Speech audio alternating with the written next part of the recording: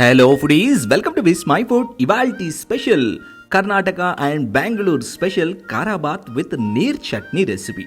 Regular upma, tomato ఉప్మాకి మధ్యస్థంగా ఉంటుంది, కానీ టేస్ట్ అండ్ ఫ్లేవర్ ఫెంటాబులస్గా ఉంటుంది. ఈ khara bath with neer chutney combination బెంగళూరులో ఉండే వాళ్ళకి సర్వసాధారణం, కానీ టేస్ట్ ఉంటుందండి next level. Especially neer chutney కాంబినేషన్తో అల్టిమేట్గా ఉంటుంది.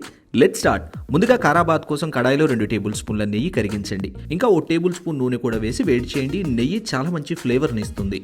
ఇందులో 15 నుంచి 20 జీడిపప్పు వేసి ఎర్రగా వేపి తీసుకోవాలి. జీడిపప్పు లైట్ గోల్డెన్ బ్రౌన్ కలర్ మీదే తీసేయండి. చల్లారేపాటికి అవి గోల్డెన్ కలర్లోకి వచ్చేస్తాయి.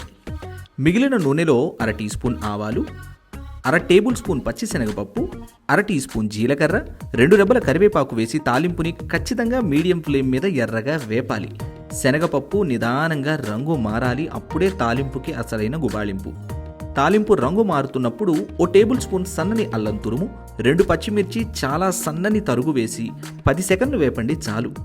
ఆ తర్వాత 1 కప్పు సన్నని ఉల్లిపాయ తరుగు, రుచికి సరిపడా ఉప్పు వేసి ఉల్లిపాయ మెత్తపడేంత వరకు ఫ్రై చేయండి.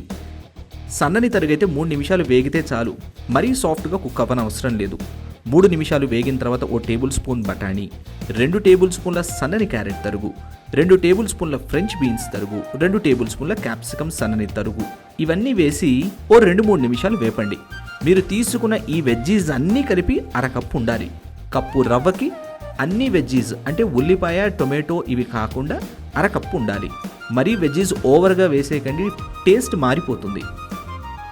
3 నిమిషాలు వేగిన తర్వాత 1 కప్పు బొంబాయి రవ్వ వేసి లో ఫ్లేమ్ మీదే కలుపుతూ మంచి అరోమా వచ్చేంత వరకు వేపాలి.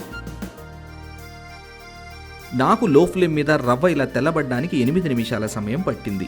అప్పుడు ఇందులో 1 టొమాటో సన్నని తరుగు వేసి 1 నిమిషం వేపండి చాలు, ఎక్కువగా వేగనవసరం లేదు. ఆ తర్వాత కప్పు రవ్వకి 3 కప్పుల వేడి వేడి నీరు పోసి కలిపేయండి. కప్పు రవ్వకి 3 కప్పుల నీరు సరిగ్గా సరిపోతుంది.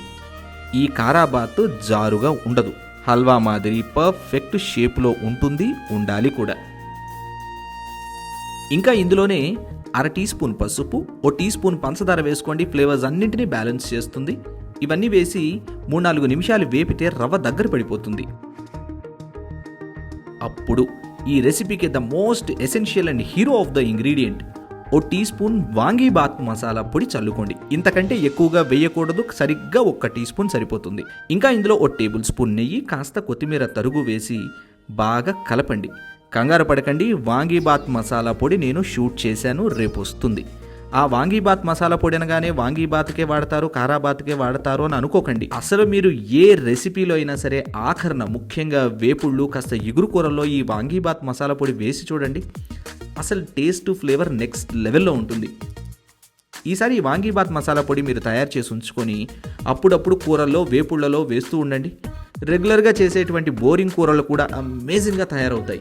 వాంగీబాత్ పొడి వేసి బాగా కలిపిన తర్వాత ఆఖరిగా 1 టేబుల్ స్పూన్ నెయ్యి వేసి కదపకుండా మూత పెట్టి సిమ్లో 2-3 నిమిషాలు వదిలేయండి. 2-3 నిమిషాలకి వాంగీబాత్ అరోమా అంతా పట్టుకుంటుంది కారాబాత్. చూడండి, 2 నిమిషాలకి నెయ్యి కరిగి ఇలా ఉంటుంది. ఇప్పుడు స్టవ్ ఆపేసి 1 చిన్న నిమ్మకాయ రసం పిండుకోండి. అలాగే కాస్త కొత్తిమీర తరుగు చల్లుకోండి. ఇంకా పైన కాస్త పచ్చి కొబ్బరి తురుము ఖచ్చితంగా వేయాలి. ఇది వేసి బాగా కలపండి. దింపడానికి ముందు వేపుకొని పక్కన ఉంచుకున్నాం కదా జీడిపప్పు, అవి వేసి కలిపేయండి. చూడండి, ఇలాగే ఉండాలి టెక్స్చర్.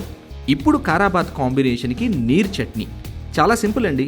దీనికోసం మిక్సర్ జార్లో చిన్న అల్లం ముక్క, 7-8 చిన్న వెల్లుల్లి రెబ్బలు, 4-5 కారం గల పచ్చిమిర్చి, కొంచెం కొత్తిమీర, లెక్క పెట్టినట్టు 15 నుంచి 20 ఆకులంతే పుదీనా, ఇంకా 1 కప్పు పచ్చి కొబ్బరి ముక్కలు, రుచికి సరిపడా ఉప్పు, సరిగ్గా 2 టీ స్పూన్ల పుట్నాల పప్పు, అంతకంటే వేయకూడదు.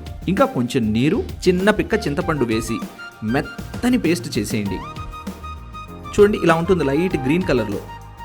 ఇందులో 1 కప్పు అంటే 1/2 లీటర్ దాకా నీరు పోసి బాగా కలపండి.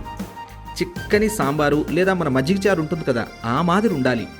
ఇప్పుడు తాలింపు కోసం 1 టేబుల్ స్పూన్ నూనె వేడి చేసుకోండి. ఇందులో 1/2 టీ స్పూన్ ఆవాలు, 2 ఎండుమిర్చి ముక్కలు, 1 టీ స్పూన్ పచ్చిశనగపప్పు, 1/2 టీ స్పూన్ జీలకర్ర, 2 రెబ్బల కరివేపాకు, చిటికెడు ఇంగువ వేసి తాలింపుని లో ఫ్లేమ్ మీదే పచ్చిశనగపప్పు ఎర్రబడేంత వరకు వేపుకోవాలి. తాలింపు చక్కగా వేగిన తర్వాత తీసి చట్నీలో కలిపేయండి. అంతే, నీరు చట్నీ తయారైపోయింది. ఇప్పుడు ప్లేట్ మధ్యన వేడి వేడి కారాబాత్ పెట్టండి. చుట్టూ నీరు చట్నీ పోసేయండి. ఇది సర్వ్ చేసే పద్ధతి. ఈ ఘుమఘుమలాడేటువంటి కారాబాత్ మీరు చేస్తుంటే ఇల్లు దాటి వీధిలోకి తన్నుకొస్తుంది అరోమా. అంత బాగుంటుంది. జారుగా స్పైసీగా ఉండేటువంటి నీరు చట్నీ కాంబినేషన్ అయితే జబర్దస్త్ అంతే. ఏంటి నచ్చిందా? ట్రై చేస్తారా? అయితే డీటెయిల్డ్గా రెసిపీని చదువుకుంటూ చేయడానికి vismyfood.com వెబ్సైట్ విజిట్ చేయండి. అలాగే మీరు తయారు చేసిన ఆ రెసిపీ పిక్ని నాతో విస్మై ఫుడ్ ఇన్స్టాగ్రామ్ని ఫాలో అవుతూ ట్యాగ్ చేయడం మాత్రం మర్చిపోకండి.